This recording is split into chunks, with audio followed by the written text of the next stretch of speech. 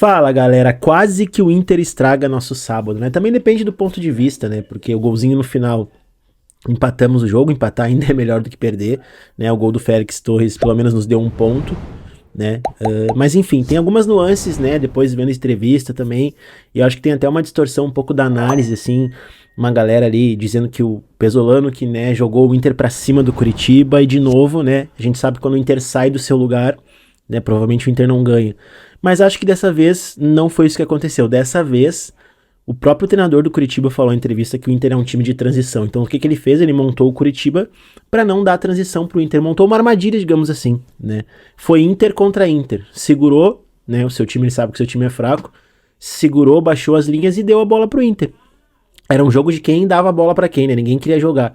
E o Inter, como tem uns jogadores um pouquinho melhores, né, digamos assim, não são muito melhor, mas um time melhor que o Curitiba, com jogadores que tratam melhor a bola, menos pior, né, para ser um pouquinho mais didático, começou a gostar do jogo e foi, né, ganhando campo, ganhando terreno, né, adiantou a marcação, né, se mostrou querendo dominar o jogo e aquele falso domínio. Claro que o Curitiba também correu riscos, o Inter poderia, se tivesse um refinamento melhor na última bola, no último passe, na finalização, teria, né, saído ganhando, mas no futebol não tem o si, né? Então o Curitiba armou a arapuca, armou a armadilha, vou jogar no teu erro, vem pra cima que eu vou jogar no teu erro, e saiu o gol bem exatamente assim, né?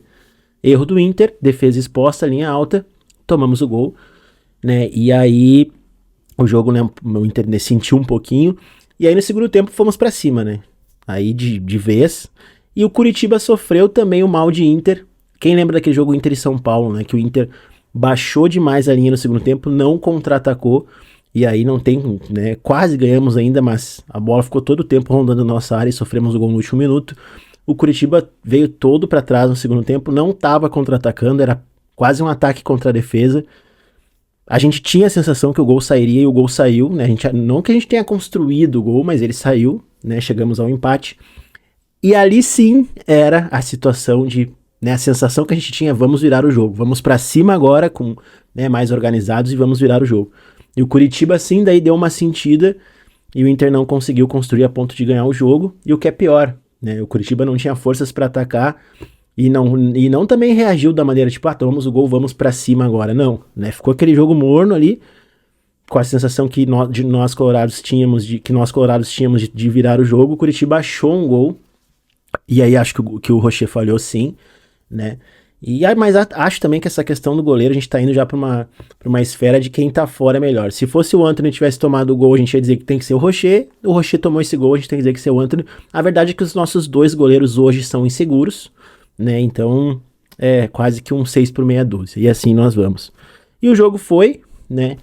E o Inter foi pra cima aí sim, de qualquer jeito não, mas, né, na base do abafa, com Borré, com Tabata, foi empilhando atacantes, Alan Patrick entrou, e de novo achamos um gol, né, e o que nos dá esse ponto, que deixa a sensação um pouco menos pior de não ter vencido, porque estávamos perdendo até os 40 e tantos do segundo tempo, né, alivia um pouquinho, mas fica aquela sensação que era um jogo bem ganhável, repito, com todo respeito pela fragilidade do Curitiba, né, e pelo jogo que o Inter fez, mesmo com essas nuances do jogo, o futebol é uma linha muito tênue entre erro e acerto, né, não acho que o Pesolano tenha errado, né, eu acho que ele foi sentindo o jogo e o Inter foi tentando dominar um jogo que se ofereceu para si, mas ao mesmo tempo atacou de todas as formas, mas não conseguiu atacar organizado a ponto de não sofrer, né, esses contragolpes ou essa arapuca que o Curitiba tentou armar.